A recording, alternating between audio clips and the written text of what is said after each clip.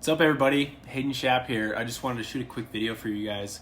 I had this idea while I was at the gym this morning. So one of the things that I've been reading about in 7 Habits of Highly Effective People is in order to get really good at the 7 habits and to get better and better at them over time. I don't think it's possible to even be perfect at the 7 habits because they're just, you constantly are falling short. But one of the things Covey says is if you want to really have a good understanding of the habits themselves and help them be ingrained within you to become the best version of yourself, one thing you should do is try to study with the intent to teach.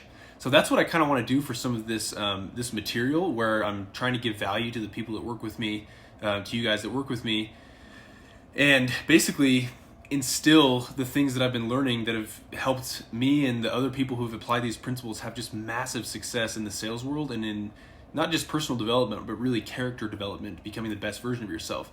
So what I'm going to be doing is, as support material to our core training, I'm going to film videos for the things that I am trying to get better and better at in the sales world with character development and personal development and all those skills that go along with that.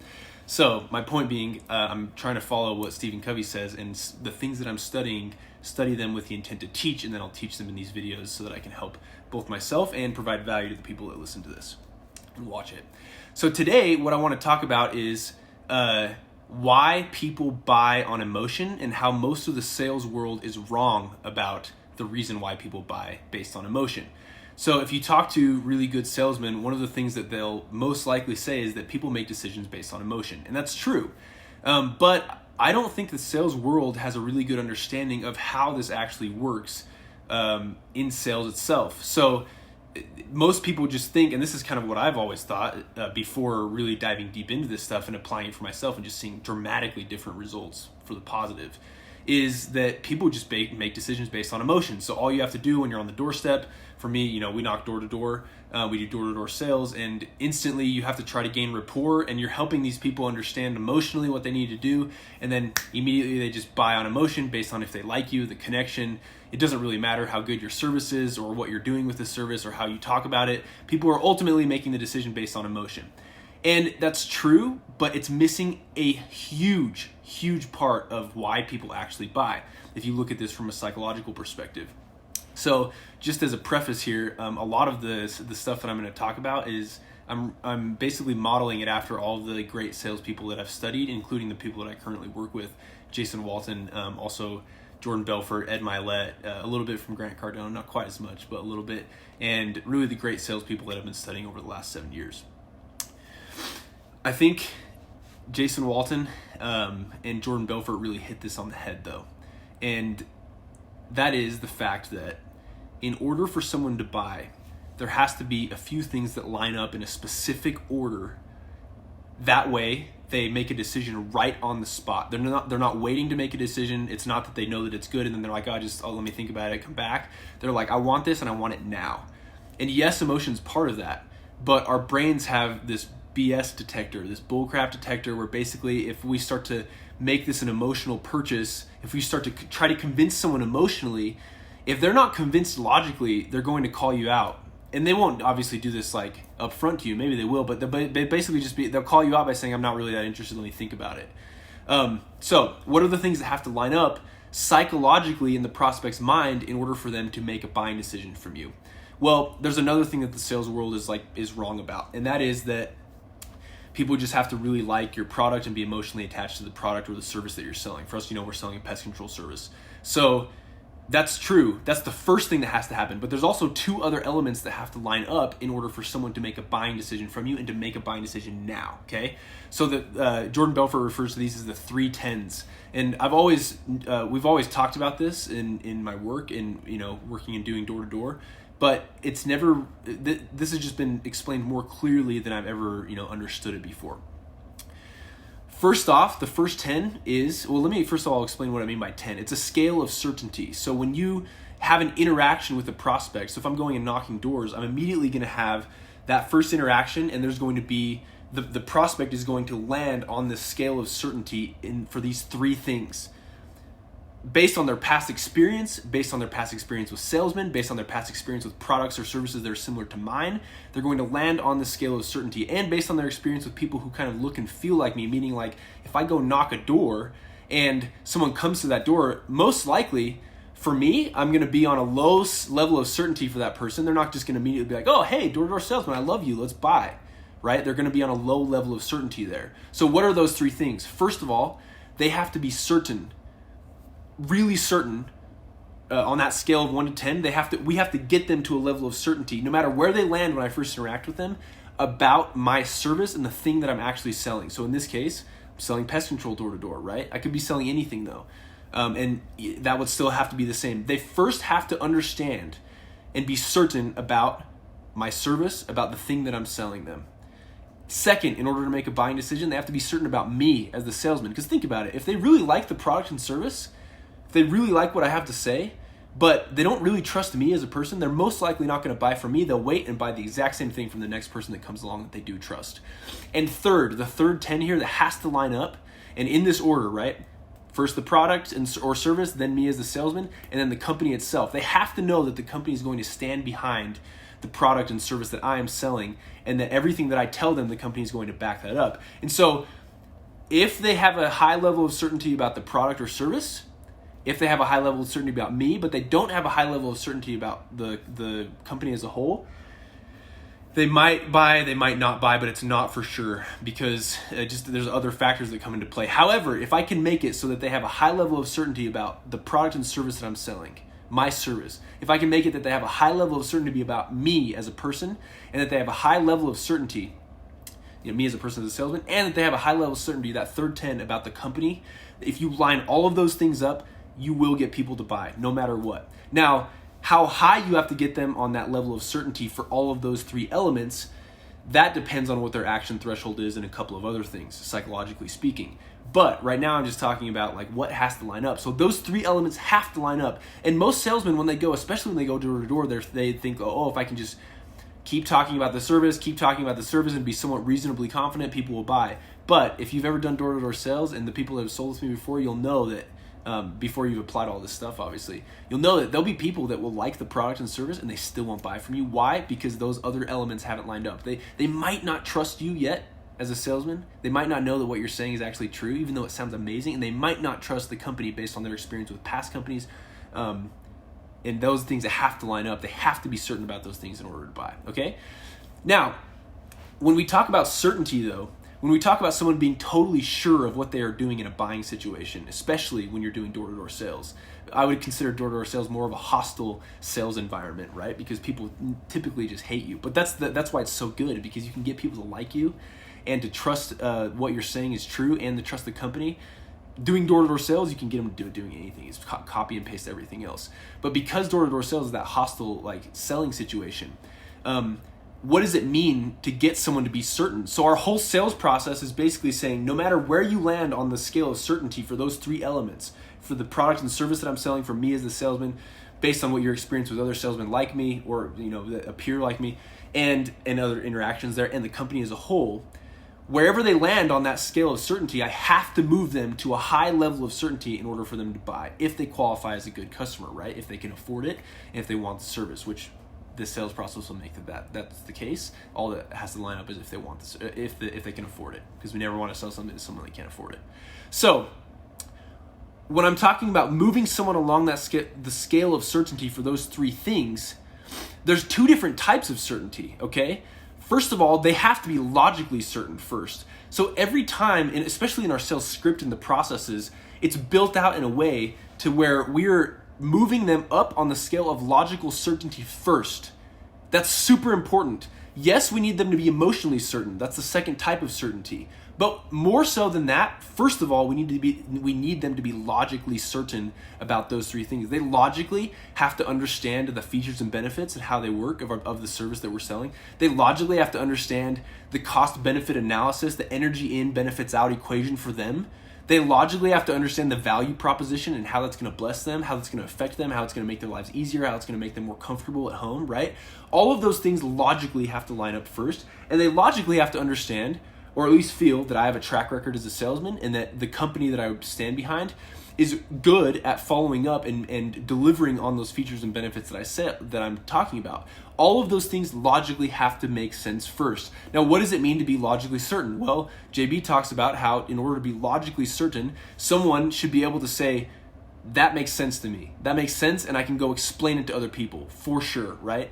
So if I talk about the features and benefits of the service that I'm selling, they have to logically understand that using my service is going to be better from all of the logical ways, the factual, tangible ways than the thing that they are currently doing, right?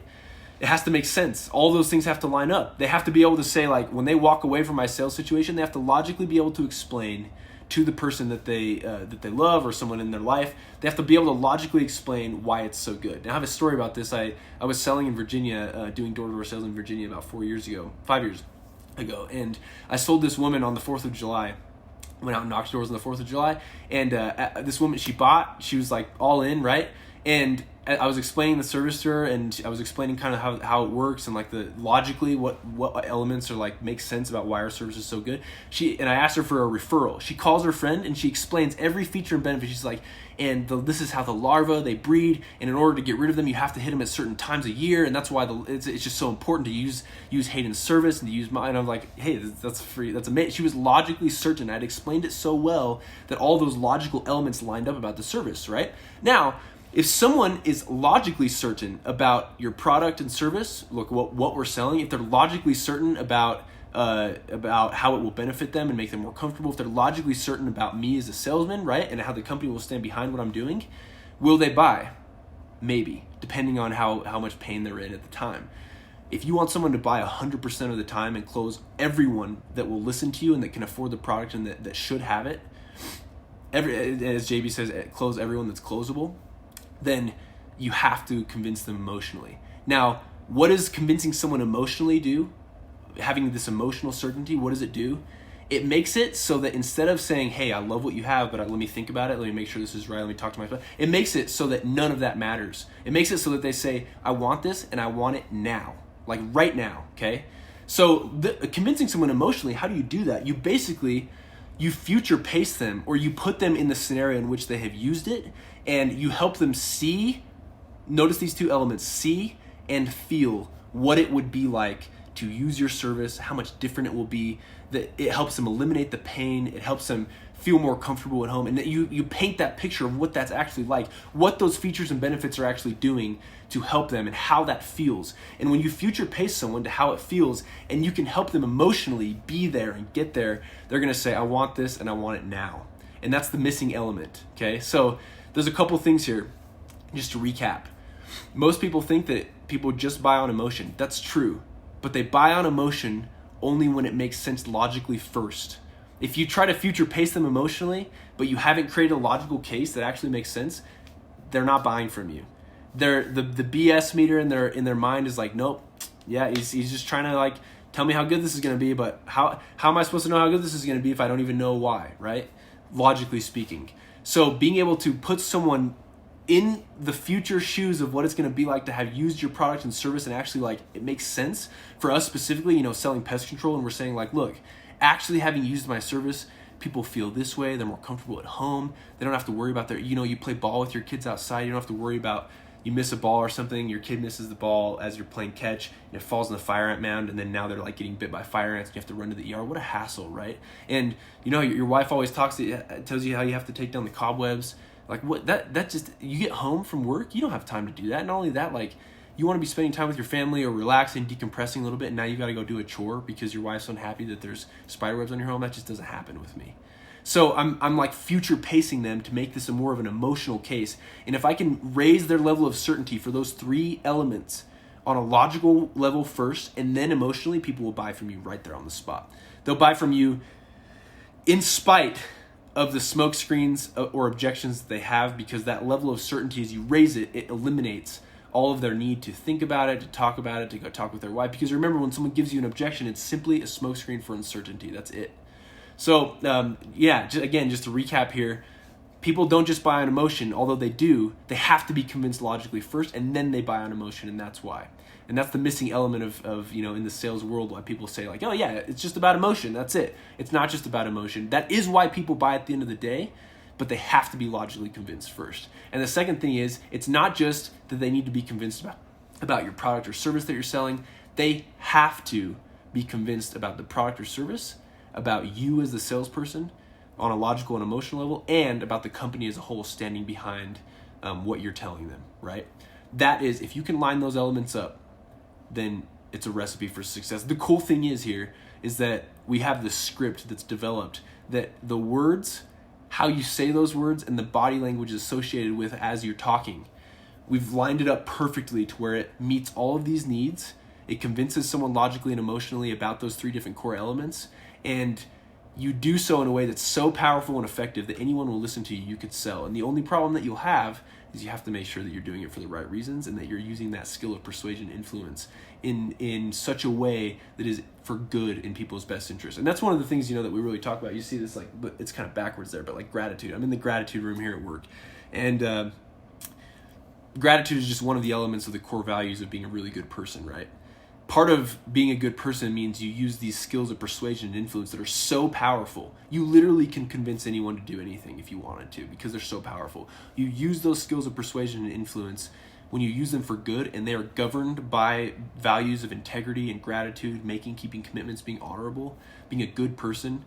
When you couple that with growing your character, not just your personality or your skills, but your actual character, your goodness inside, then you can convince people to do good things in their lives. And I think we need that more than ever right now. So that's really what it's all about. It's convincing people to do things that are in their best interest, helping them move them along the level of certainty of to do things that are good. And at the end of the day, that's when you see these massive results. So last thing here for people that are working for me, and maybe even those that aren't yet, right? We have our trip in 2 weeks, 2 weekends. We're going to be doing this massive retreat. I'm pretty sure I'm going to have a guest speaker who's pretty awesome. And one of the things that I wanted to announce is we're going to be doing a giveaway for AirPods AirPods Max, the big ones, the expensive ones, $550, almost $600 after tax, right? We're doing this big giveaway for two AirPods Max, and the way that you enter into this drawing, you can enter into the drawing by commenting on this video. What was the sales principle that I taught today? Commenting on the video, and then then you have to comment one thing that you've learned from the Moxie University sales training this last week. So those 2 things: what did you learn from this video? What did I teach? And one thing that you learned from the Moxie University Foundations training last week. Make sure that you register for the event. But yeah, we're going to be giving away some AirPods Maxes, and as you comment, you get a new entry into the drawing, so that we're going to draw whoever wins these AirPod Maxes based on how many entries there are. It's a raffle essentially. And the last thing is for the top 10, and you can ask me more about this, just text me individually, but for the top 10 on this trip, we have an exclusive item of Lululemon swag. It's going to be branded and pretty awesome, and it's this light blue City Sweat hoodie it's so awesome. My wife wears this stuff all the time because she wears my clothes, and that's what wives do apparently. But it's pretty sweet. It's really, really comfortable, and just make sure that you are entering into the drawing, and make sure that you're competing in the competition. If you have more questions about the competition, please let me know, and I can get you more info. But thanks for watching this video, guys. I hope it was super useful for you as some support content, and I'll see you guys in the next one. Appreciate it.